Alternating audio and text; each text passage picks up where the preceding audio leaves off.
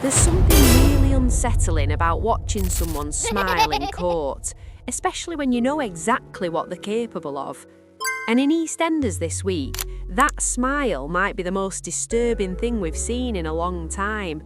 Now, I already know how this goes. You'll watch the whole video, won't hit like, won't subscribe, and just quietly disappear. So before we get into this one, do both, because this storyline deserves a proper chat. Because what's happening with Vicki Fowler right now isn't just uncomfortable viewing, it's one of the most chilling trial stories EastEnders has done in years. From the outside, it looks simple. Courtroom, witnesses, verdict pending. But for Vicki, this trial isn't about proving anything anymore, it's about surviving it. Every time she steps into that courtroom, she's dragged back to a place she's been desperately trying to escape. And what makes it worse is the feeling that the truth, her truth, is being pulled apart piece by piece, like it's something up for debate. You can see it in her face. She's bracing herself, not just to speak, but to be doubted. And that's where this storyline really hits hard, because the defence doesn't just question events, they question her reactions, her past decisions, moments she probably wishes she could take back. And suddenly, the focus shifts, not to what Joel did, but to how Vicki behaved. That's when her confidence starts to crack. You can almost feel her thinking, what if they don't believe me? What if he walks free? And the most heartbreaking part, she's already convinced that's exactly what's going to happen. What makes this even heavier is that Vicki isn't going through it alone. And yet, she kind of is. Take Tommy Moon. Turning Joel in was the right thing to do, no question. But doing the right thing doesn't mean you sleep easy afterwards. Tommy's clearly haunted by how close he was to Joel. The trust, the loyalty, the moments he didn't question because it was easier not to.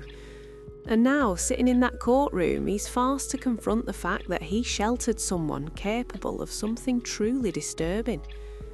There's a quiet guilt there. Not loud, not dramatic, just heavy.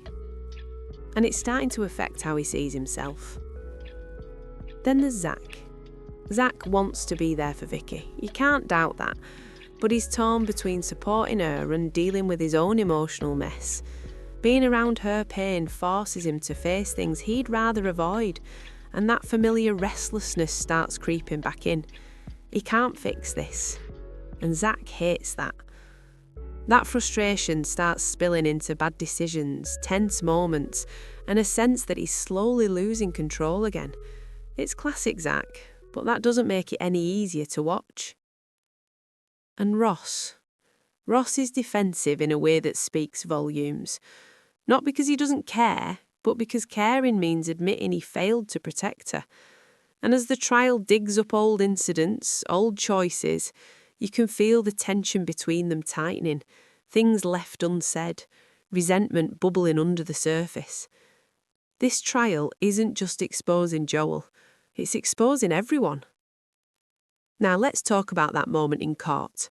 Because just when Vicki feels like she's said everything she can possibly say, the atmosphere shifts.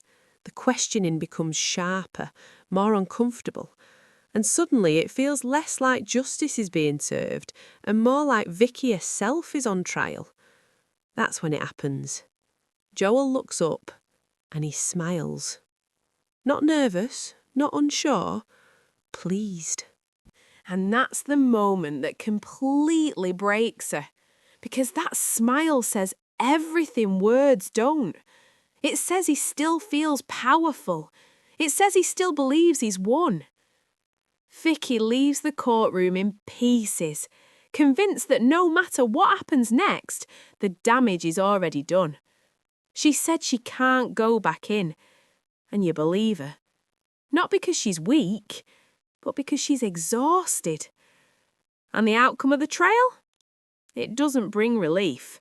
There's no clean victory here, no sense of closure. Instead, it leaves a bitter taste, the kind that lingers. But here's where EastEnders does something quietly powerful. Instead of turning Vicki into a background character after this, The spoiler suggests we see her rebuilding, slowly, painfully, but deliberately. She starts setting boundaries. She stops apologising for her anger.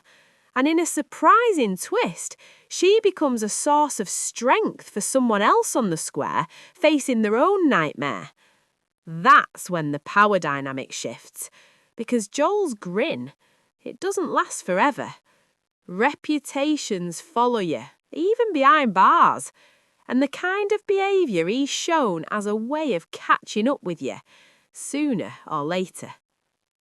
This storyline isn't about revenge, it's about resilience, and that's why it matters.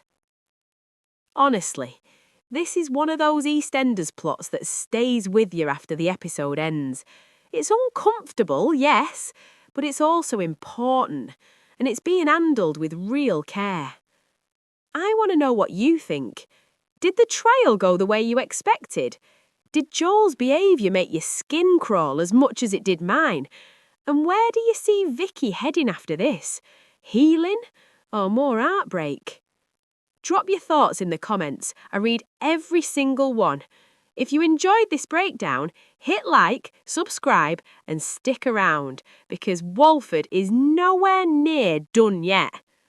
Right, kettle on, because something tells me the fallout from this is only just beginning.